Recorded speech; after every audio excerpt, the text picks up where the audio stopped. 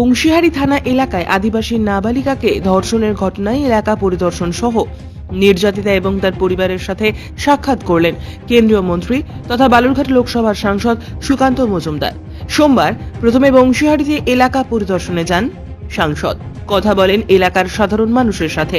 এদিকে সাংসদ সুকান্ত মজুমদারকে কাছে পেয়ে একাধিক অভিযোগ জানান এলাকার মানুষজন। সেই সঙ্গে ঘটনায় অভিযুক্তদের উপযুক্ত শাস্তির দাবি তোলেন গ্রামবাসীরা।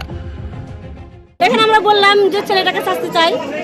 ছেলেটা রাত্রে 12টার সময় আসছিল, আসে মেয়েটাকে ডাকে উঠালো। ওর মা আবার শুয়ে আসছিল ওইখানটায়, বারান্দায় ছিল শুয়ে। ওর মাকে বললো কি যে আমার মেয়েটাকে কেন ওরকম করছে, আমার মেয়েটা ঘুম ডাকছে কেন, যাই দেখো তো ছেলেটা ওকে দর্শন করছে। আপনারা কি বললেন আজকে সুকান্ত মজুমদার এসছে, কি দাবি জানালেন? দাবি জানালাম আমরা শাস্তি চাই, ফাঁসি চাই।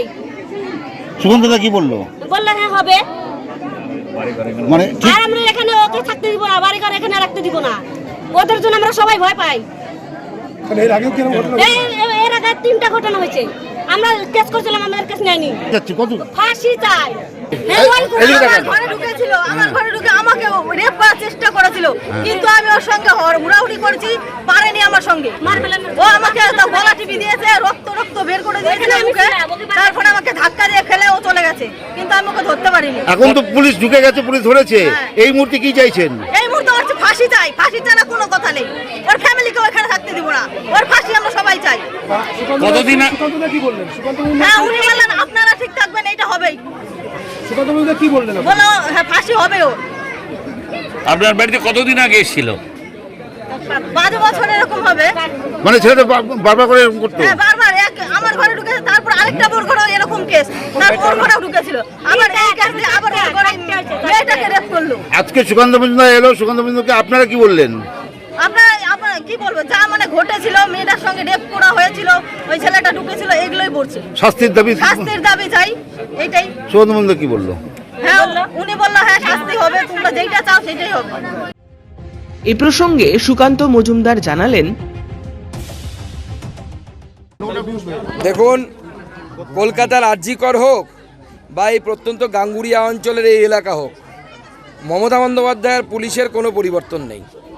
ওখানেও ধামাচাপা দেওয়ার চেষ্টা, এখানেও ধামাচাপা দেওয়ার চেষ্টা। এই যে প্রিয়নাথ রাজবংশী, যাকে পুলিশ গ্রেপ্তার করেছে, আমরা দেখাবো 2020 সালে তার বিরুদ্ধে শ্লীলতাহানির এফআইআর হয়েছিল। এই যে কমপ্লেন, সেই কমপ্লেন 2020 সালের কমপ্লেন। একাধিকবার তার বিরুদ্ধে বিভিন্ন সময় শ্লীলতাহানি এবং ধর্ষণের অভিযোগ উঠেছে। আপনারা শুনলে অবাক হয়ে যাবেন, এমনকি পশুদেরকেও ছাড়েনি এই নিকৃষ্ট ব্যক্তি, এই প্রিয়নাথ। তার বাবা তৃণমূল কংগ্রেসের নেতা, প্রাক্তন বুথ সভাপতি, বর্তমানে এই এলাকায় দাদাগিরি সেই মারে। এবং পুলিশের তরফ থেকে এই যে একজন মহিলা শ্লীলতাহানি করেছে একজন মহিলা, তার অভিযোগ করার পরে পুলিশ কি করেছিল জানেন? সকালবেলা নিয়ে গিয়ে সন্ধ্যেবেলায় তাকে ছেড়ে দিয়েছিল। ভাবুন, এই হচ্ছে পুলিশের কাজ, যে তাকে পয়সার প্রলোভন দেওয়া হচ্ছে। গ্রামের লোক যারা তার প্রতিবেশী, তারা গঙ্গারামপুর হসপিটালে গিয়ে মেয়ের সাথে দেখা করতে পারছে না, তৃণমূলের নেতারা গিয়ে দেখা করতে পারছে। এমনকি শুধু তাই নয়, যে ধর্ষণ করেছে প্রিয়নাথের পরিবারের লোকজন গিয়ে মেয়ের মার সাথে দেখা করছে। ভাবুন, আমি রাজ্য প্রশাসনকে এবং এই জেলা প্রশাসনকে পরিষ্কার বলে দিতে চাই, এরপরে কিন্তু এটা নিয়ে তুলকালাম করবো আমরা যদি এটা হয়। ঘটনাস্থল পরিদর্শনের পর গঙ্গারামপুর সুপার স্পেশালিটি হাসপাতালে আসেন সাংসদ সুকান্ত মজুমদার। কথা বলেন নির্যাতিতা কিশোরী এবং তার মায়ের সাথেও, এবং আশ্বাস দেন পাশে থাকার। আমি তাদের বাড়িতে, মানে যেখানে ঘটনাটি ঘটেছে সেখানেও গেছিলাম। নির্যাতিতার পরিবারের পরিবার বলতে মাই আছে, মায়ের সাথে কথা বললাম। মা চাইছে যে এই কাণ্ড ঘটিয়েছে তার ফাঁসি হোক, এবং এই ছেলেটি প্রিয়নাথ রাজবংশী, সে মানে কনজিকিউটিভ অফেন্ডার, মানে বারবার এই কাজ করছে। এর আগে আমরা যা খবর পেলাম, গ্রামবাসীদের কাছ থেকে যা জানলাম, 3বার রেপ বা শ্লীলতাহানি করেছে। 20 সালে একজন মহিলা, সে সামনে এসেছিল, আজকে আমি যখন তাদের গ্রামে গেছিলাম, তার শ্বশুর লিখিত কমপ্লেন করেছিল থানাতে যে আমার বৌমাকে শ্লীলতাহানি করেছে রাত্রিবেলা, কিন্তু পুলিশ সকালবেলা নিয়ে এসে সন্ধ্যাবেলা ছেড়ে দিয়েছে।